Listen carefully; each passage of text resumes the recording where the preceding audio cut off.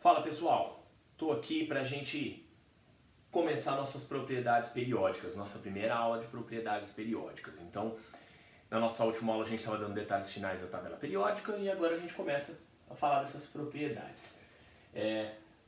Raio atômico, primeira propriedade. A gente, antes de começar a falar do raio atômico, é útil que a gente entenda qual é a característica de uma propriedade periódica e de uma propriedade que não é periódica. Propriedade essa que a gente chama de aperiódica. Vamos pegar pelo sentido da palavra. Uma coisa periódica, por exemplo, quando eu falo de chuvas periódicas, eu estou falando de chuvas que acontecem num dado intervalo de tempo.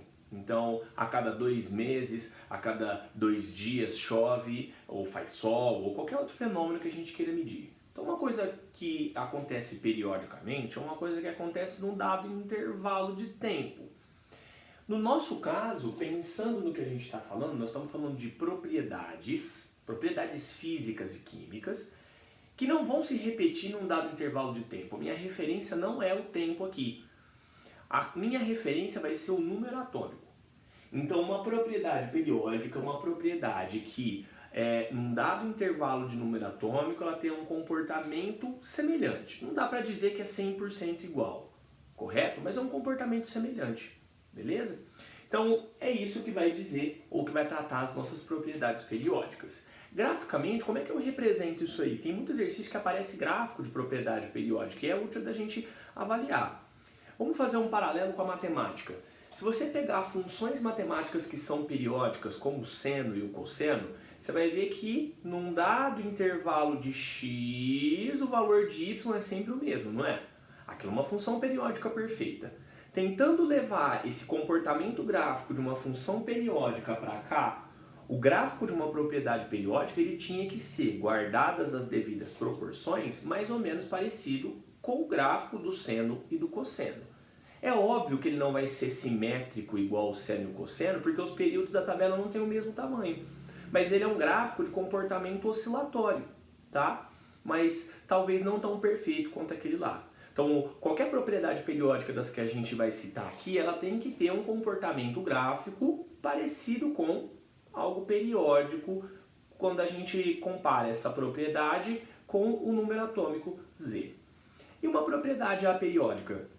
Uma propriedade aperiódica é uma propriedade que ela é diferente dessa que a gente citou. Então, ao invés dela oscilar ou ter comportamento semelhante num dado intervalo de número atômico, ou ela só aumenta ou ela só decresce. Por exemplo, a massa atômica ela só aumenta com o número atômico. Então, ela não tem um comportamento periódico, ela não é uma propriedade periódica, ela não varia com o período da tabela periódica, ok? Ela é uma propriedade aperiódica. Então a massa seria o principal exemplo de propriedade aperiódica. Essas não interessam muito pra gente, a gente vai discorrer mais sobre as propriedades periódicas. Quais que a gente vai falar? Raio atômico, energia de ionização, afinidade eletrônica, eletronegatividade, eletropositividade.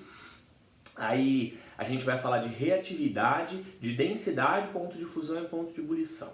As mais importantes são as 4 primeiras. O raio, a energia de ionização, a afinidade eletrônica e a eletronegatividade. São essas 4 primeiras que a gente vai falar aqui, tá? Nessas aulinhas nossas. Então a gente começa com o raio atômico. O raio atômico, eu acho que junto com a eletronegatividade, é uma das propriedades mais importantes para a gente. A eletronegatividade porque a gente usa muito. E o raio atômico, por que ele é importante? Porque todas as outras propriedades a gente vai tentar correlacionar com o raio. Então, quando eu falar de energia de ionização, olha aqui, vou estabelecer uma relação dela com o raio. Quando eu falar de afinidade eletrônica, vou estabelecer uma relação dela com o raio. Quando eu falar de eletronegatividade, vou estabelecer uma relação dela com o raio. Então, compreender o raio atômico significa, tá, conseguir compreender as outras propriedades. Então, se você tiver problema aqui, tenta entender, relê, volta o vídeo, lê a teoria, ok? Mas não deixa passar esse raio atômico sem ter entendido ou como julgar, comparar raios maiores ou menores, ok? Vamos lá, raio atômico. A gente mede raio de figuras que sejam circulares, como uma esfera ou um círculo. Pensando que o átomo ele tem 3 dimensões, eu tenho que pensar que o átomo então é uma esferazinha. E que medir o raio de um átomo significa medir o raio dessa esfera. Agora, o raio dessa esfera ele vai ser a distância do centro do núcleo até o final da eletrosfera. Bom, o núcleo ele não muda de posição, ele não varia muito, tá? Ele não vai ter tanta interferência no raio. O que vai delimitar se o seu raio da esfera é grande ou pequeno é o tamanho da eletrosfera. Porque o raio, o átomo termina no final da eletrosfera.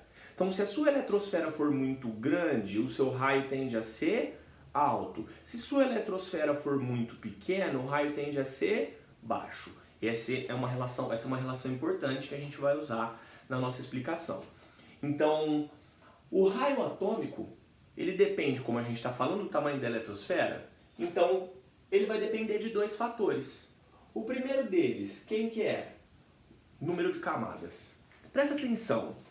O número de camadas, ou níveis eletrônicos, tá? É o número de camadas, K, L, M, N, O, P, Q, que cada átomo tem. Esse número de camadas, na tabela periódica, ele sempre é indicado pelo período. Então, primeiro período, 1 camada, sexto período, 6 camadas, quarto período, 4 camadas. Agora, vamos pensar uma coisa. Quem tem 4 camadas tem uma eletrosfera muito maior do que quem tem 2 camadas. Então, o raciocínio que eu tenho aqui, qual que é? Quanto maior for o número de camadas, maior vai ser o raio do átomo. Então, na hora de você julgar o raio, a primeira coisa que você vai ver, quem tem maior número de camadas tem maior raio, ok?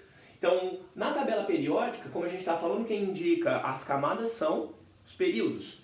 Primeiro período, 1 camada, sétimo período, 7 camadas.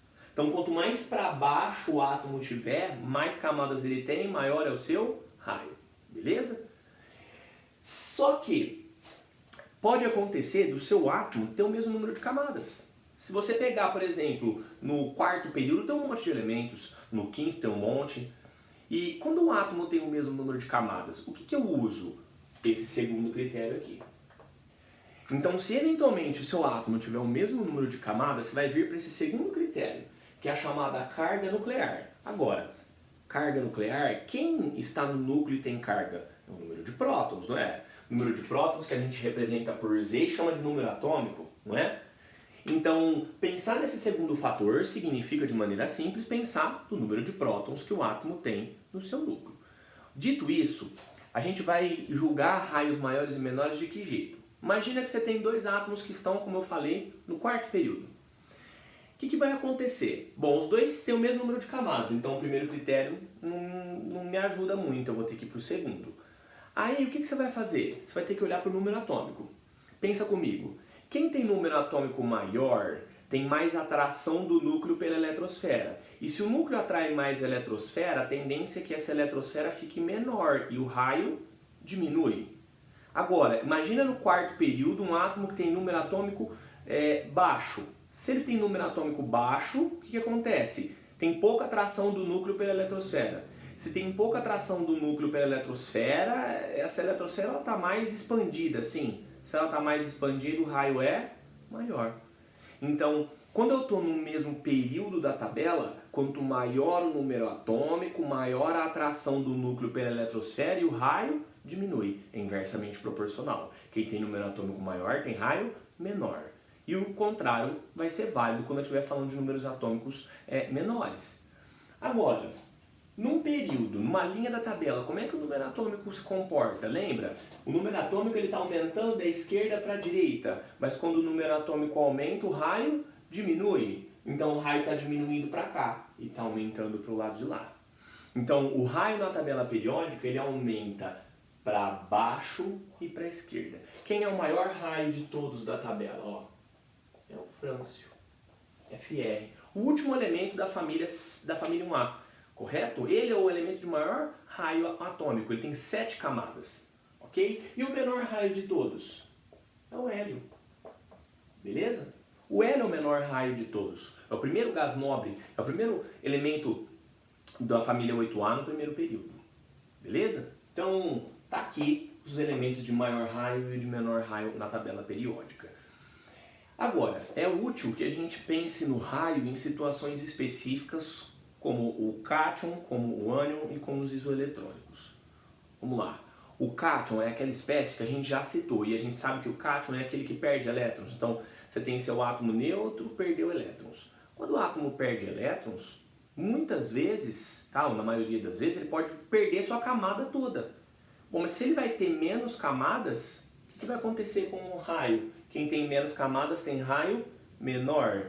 Consequentemente, o raio do cátion é sempre menor que o raio do átomo neutro. Então, quando eu comparo o cátion cálcio com o cálcio neutro, o cátion é menor. Beleza? Essa é a relação que a gente estabelece sem nenhuma exceção. Sempre o raio do cátion vai ser menor do que o raio do átomo neutro, sem nenhuma exceção. Agora, no ânion é um pouco diferente. Por que no ânion é diferente? O ânion é aquela espécie que recebe elétrons. E ele recebe esse elétron e quando esse elétron entra na eletrosfera, na camada de valência desse átomo, ele aumenta a repulsão entre os elétrons que estão lá.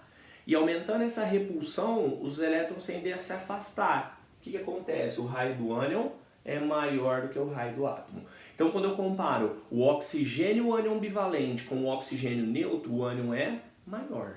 Então, raio do cátion sempre menor que o raio do átomo neutro, raio do ânion sempre maior que o raio do átomo neutro. Mas repara que eu estou comparando cálcio cátion com cálcio neutro, então é o mesmo elemento. Oxigênio ânion com oxigênio neutro, ok?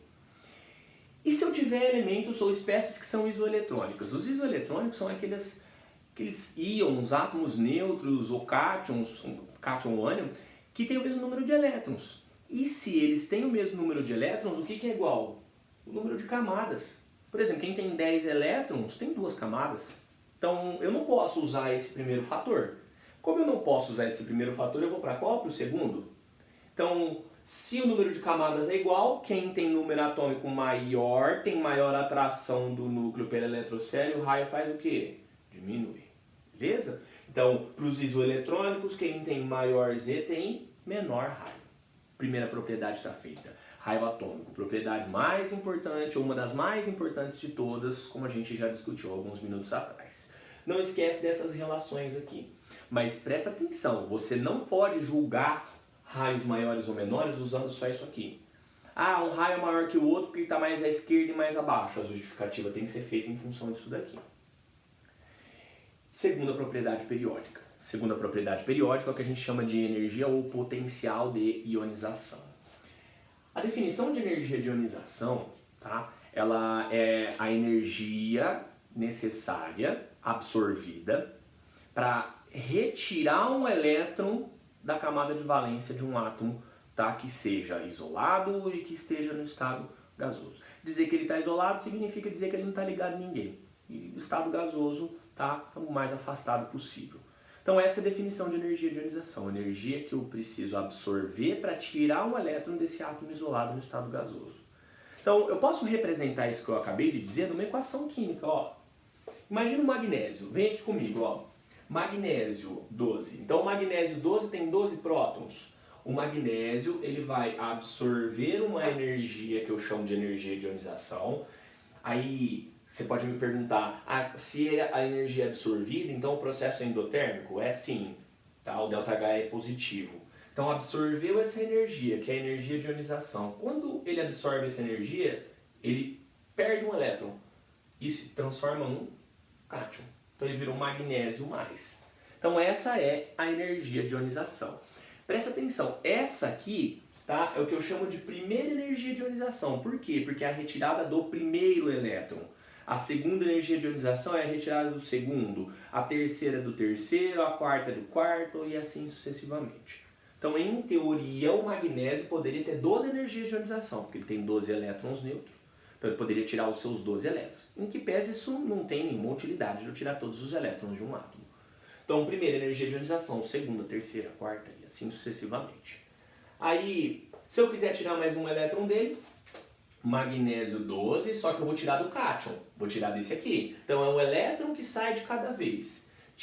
Vou tirar o segundo elétron aqui, absorvo mais uma energia de ionização, continua magnésio 12, só que a carguinha mudou, ele passou a ser um cátion 2+, ele é um cátion bivalente, mais um elétron produzido.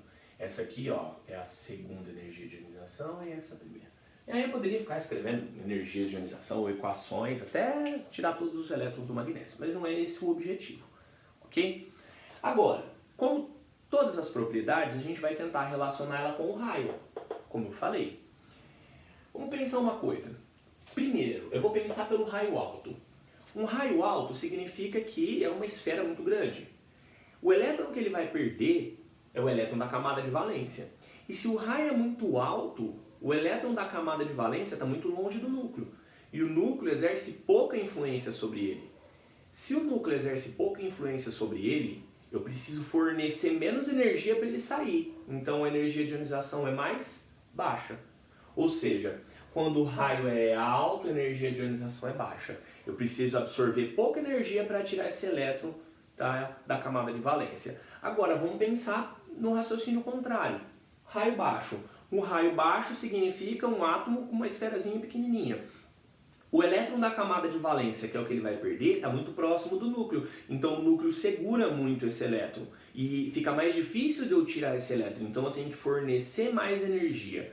Se eu tenho que fornecer mais energia, a energia de ionização vai fazer o quê? Ela vai aumentar. Tá? Então o menor raio tende a ter maior energia de ionização. É inversamente proporcional? É. Tá um contrário do outro. Se o raio então aumenta para a esquerda e para baixo, a energia de ionização tem que ser à direita e acima, beleza? Então, quem é o elemento de maior energia de ionização? Ó, é o hélio. E o frâncio é a menor energia de ionização. Os mesmos que a gente tinha citado anteriormente. Mas tem mais algumas considerações para serem feitas. Volto nas equações aqui, vou mudar de lado, ó. Acompanha uma coisa comigo. O produto da energia de ionização, tá? Ele sempre vai ser um cátion. Concorda comigo? Então, a primeira energia de ionização gera um cátion monovalente, a segunda gera um cátion bivalente, a terceira vai gerar um cátion trivalente e assim vai. Agora, vamos comparar este magnésio com esse aqui. É comparar o cátion com o átomo neutro, né? O raio do cátion é sempre menor que o raio do átomo. Aí, cátion e cátion, eu estou comparando dois cátions, mas presta atenção. Esse aqui é um cátion com uma carga maior do que esse, então o raio desse aqui é menor do que esse. O que está acontecendo? Ao longo do tempo eu estou formando o cátion. Toda energia de ionização vai gerar um cátion, ou com mais carga ou com menos carga, mas sempre com mais carga, tá? Sempre com uma menor quantidade de elétrons. Então, se ele está formando cátions o tempo inteiro e o raio do cátion é menor que o raio do átomo, o raio está fazendo o que? Ele está diminuindo.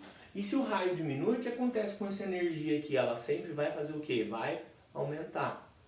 Bom, então eu posso concluir que quando eu tiro o primeiro elétron é uma energia.